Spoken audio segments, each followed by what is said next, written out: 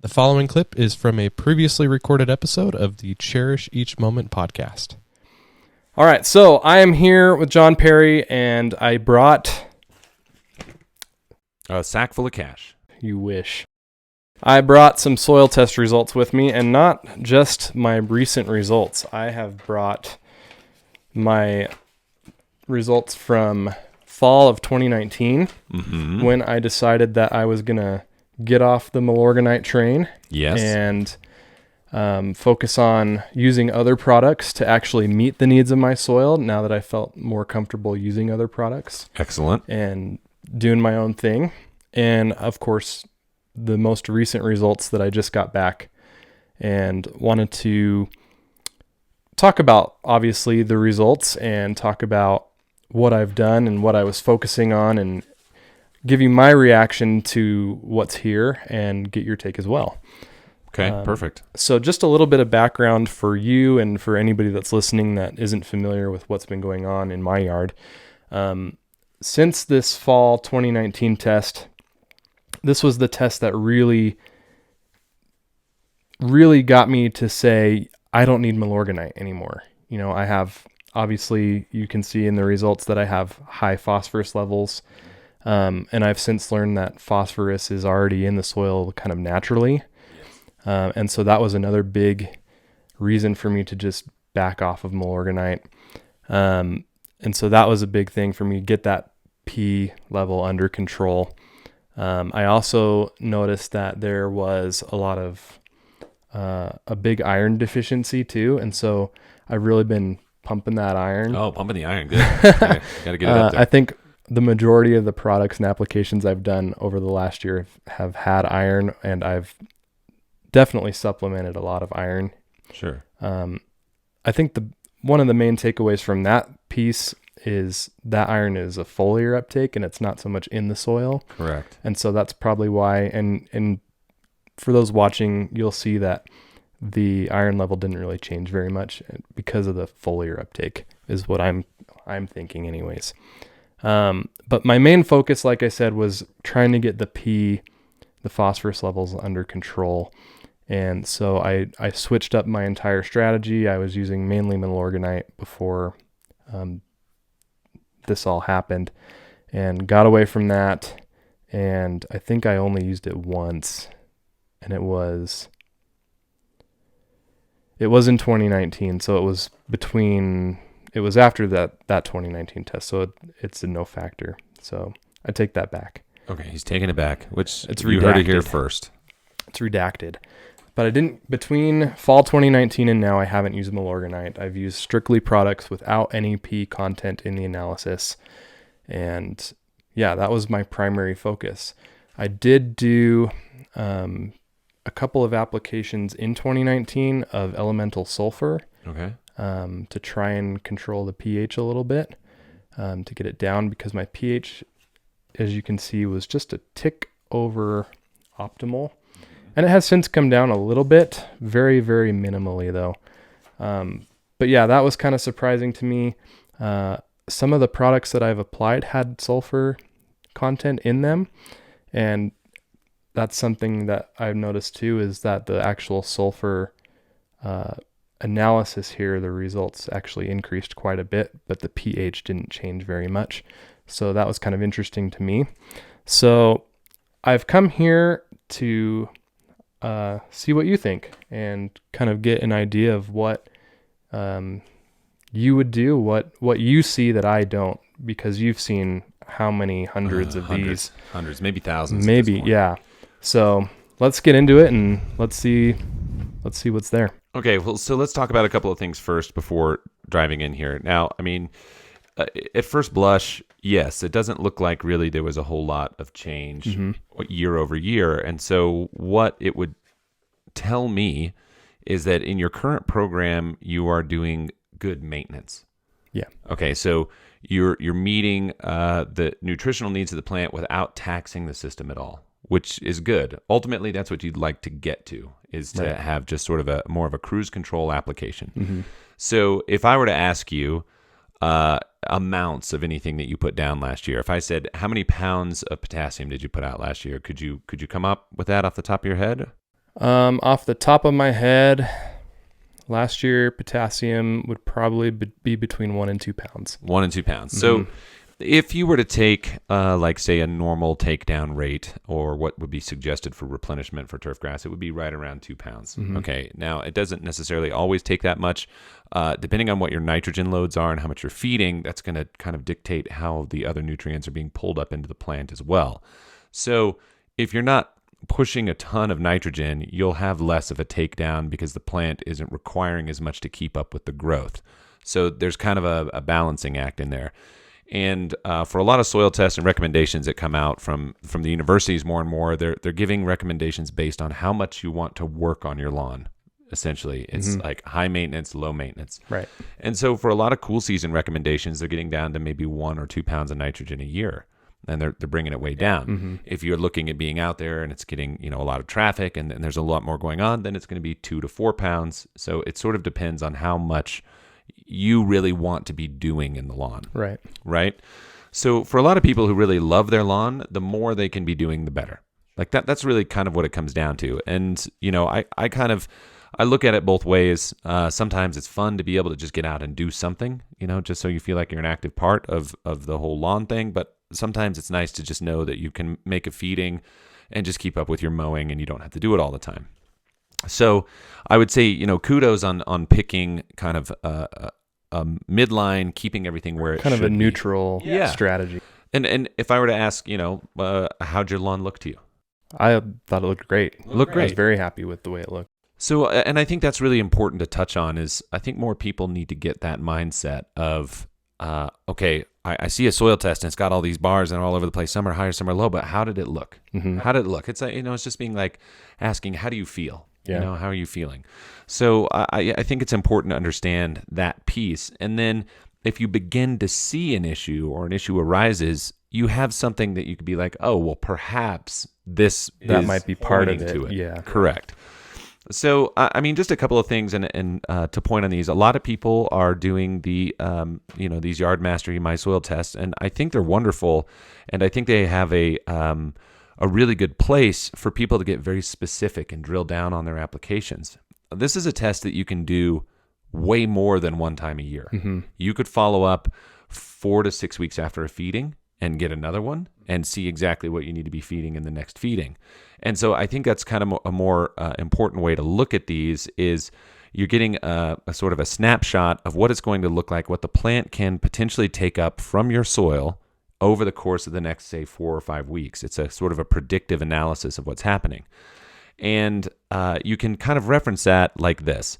In the areas where it shows, say, nitrogen, where you have 3.54 parts per million. Okay, you don't really necessarily need to measure this, but they gave you a metric on the other side that says 7 to 18 parts per million. So in order to have a good feeding, you want to be within this window. Well, that equals 14 to 36 pounds. See what I'm saying? Yes. So that would be per acre. So you're essentially looking at 1/3 to 3/4 of a pound of nitrogen on a single feeding. Which is typical for me. That would be typical, right? And so, but they've given you a nice range there, and that's how you need to look at the rest of the test as well. So that obviously is not enough to do a year. So you could look at it and say, well, I'm going to do 6 feedings this year, or my target range is 3 pounds of nitrogen. So however you want to split that out. If it's half a pound every time, you get 6 feedings. If you do it differently, that's fine. But then you can still be operating off that number. So if you roll down into these other ones, like the phosphorus, for instance, same kind of thing. We've got a reading of what's available to the plant, and then we've got what it should potentially be using in this next feeding. So while your phosphorus levels may read high and it may not take out a whole lot, I would say absolutely skip phosphorus for this round. How many phosphorus applications did you do last year? 0.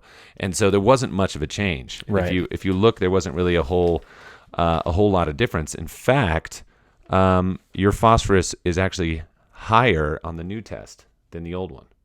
So you were maybe unlocking more, maybe, it's starting to become more available, but because you were using Milorganite for a long time and that was tied to a biosolid or like an organic matter, it's going to take longer to be there down. A lot longer, yeah. Exactly. So you could potentially have a big surplus of phosphorus for a while, and that'd be just something to watch.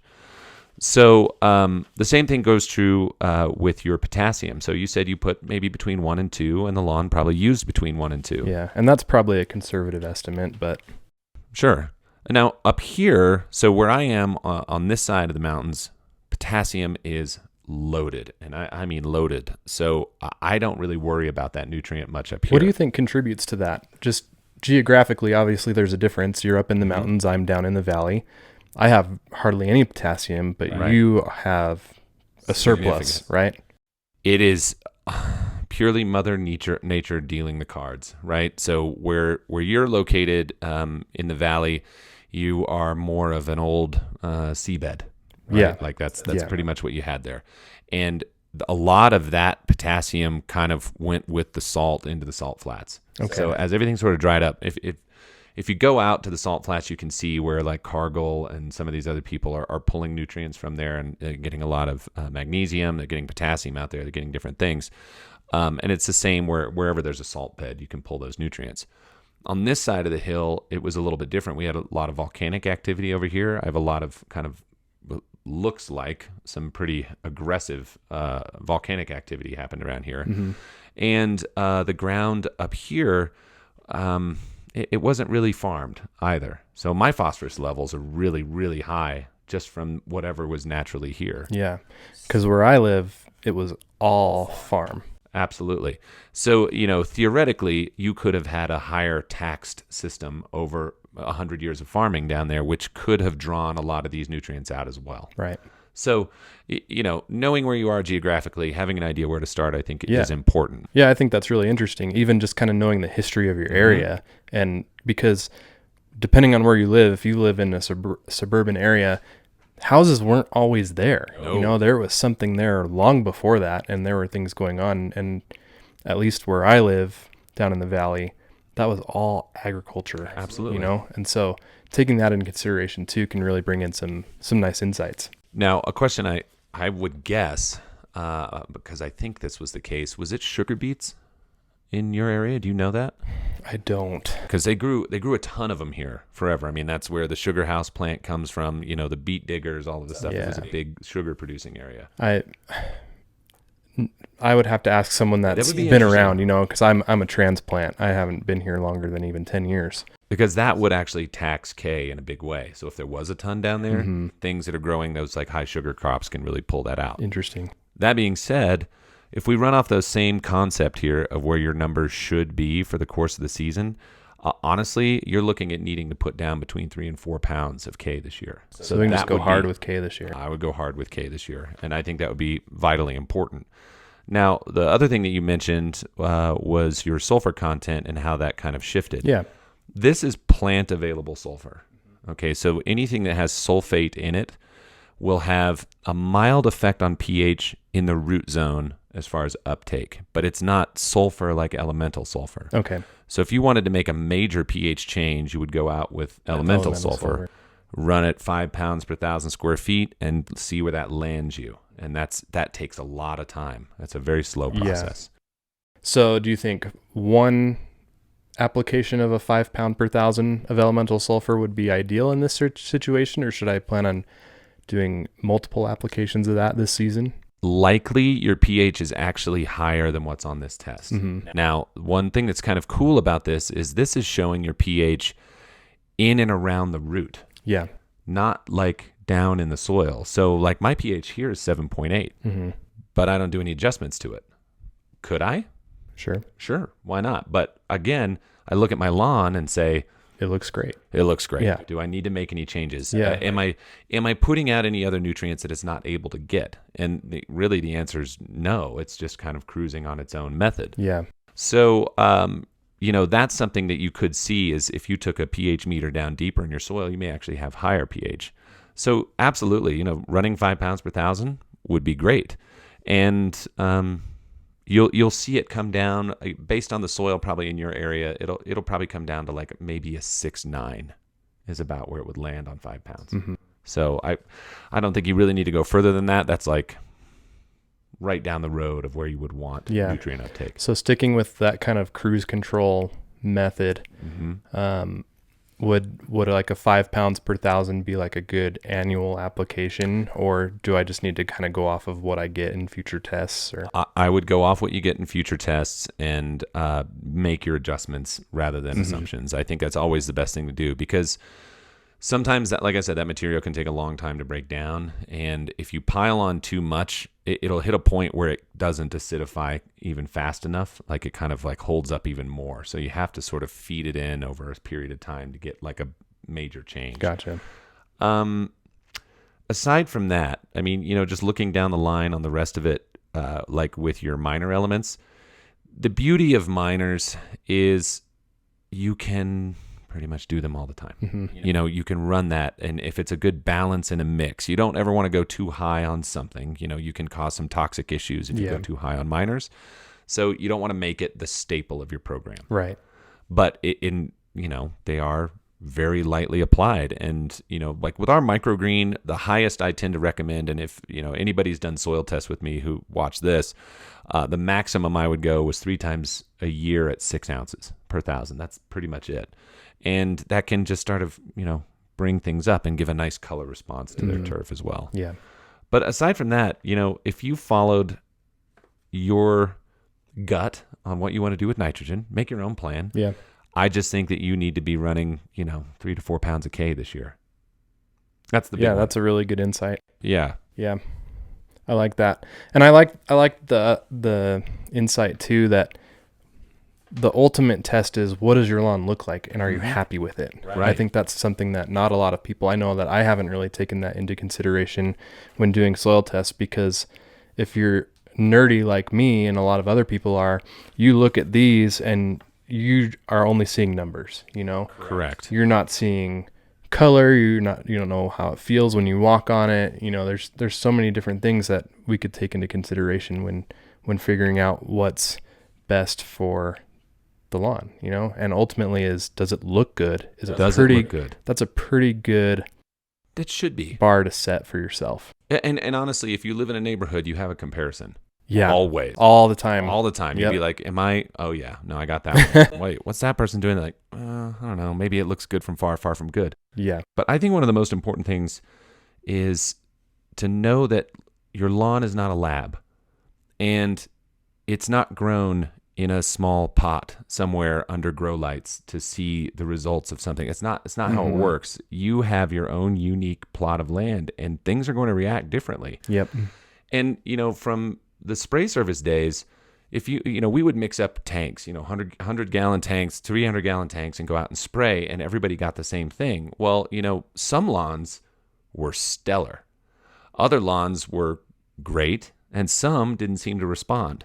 In those cases, you take a look at it and say, that one needs a test. I need to know what's happening there. We're going to treat that one separately. So you triage the whole thing, and then you really learn your space, which is what you can do in your own lawn. It's a much smaller scale. And a lot of the time, like for this, I don't know, did you sample your this is an average of your... This is the whole thing, front and backyard. So and that's the other thing too, is that's a very large sample. It is. And I took probably 20 different probing samples throughout the whole yard too. It's great. It's really a better way to do it, because it gives you, a good look. But if you were to say, like have an area of the lawn where it always struggled, like that could get its own test.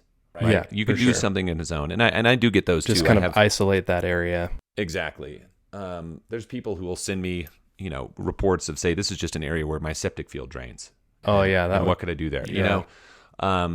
But those types of things are important, and using these as a roadmap to just say, okay, look at it, find your limiting factor, fix that one, but don't fix it all at once. Mm-hmm. Like I'm not going to say put down, gobs of potassium in one shot. What I'd rather do is say, Jimmy, what would be great for you is a 15-0-15 fertilizer, and then you can run it at a half pound 6 times, and guess what? You've got it. You checked off the list, and then whatever else you want to do, run it alongside. Yeah, make it easy. Buy a bag, buy 2 bags, or find somebody that'll give you one out there. Send you one to try out. You can always do that. Yeah, for sure. Well, awesome. Those are good insights, and I think even just natural insights too that came along throughout the conversation are helpful as well. So, big thanks for that, and that's going to help make some some adjustments and some additions to the strategies that I use this year. I would say one thing that I love to ask people is what is your how do you know when you've hit a 10? Perfect. How do you know that? Yeah, that's a good question, and I bet you probably get a lot of interesting answers out of that. Unless I'm the first person you've asked that. I'm the first person. I just wonder because I mean I think about it like on my own lawn, and sometimes I'm like, is there anything else I could do? Yeah. Like what is this it? Yeah. Did I peak? I think the bar we set for ourselves as lawn care enthusiasts is how are we doing against our neighbors? Always. And I think that's really the ultimate. And I guess we go online a lot and we see a lot of other lawns throughout the country and even across the world. Sometimes you kind of have a bar there as well that you're like, oh, I want to compete with that. Right. But really, I think the majority of the conversation and the majority of discussion that happens is in the neighborhood.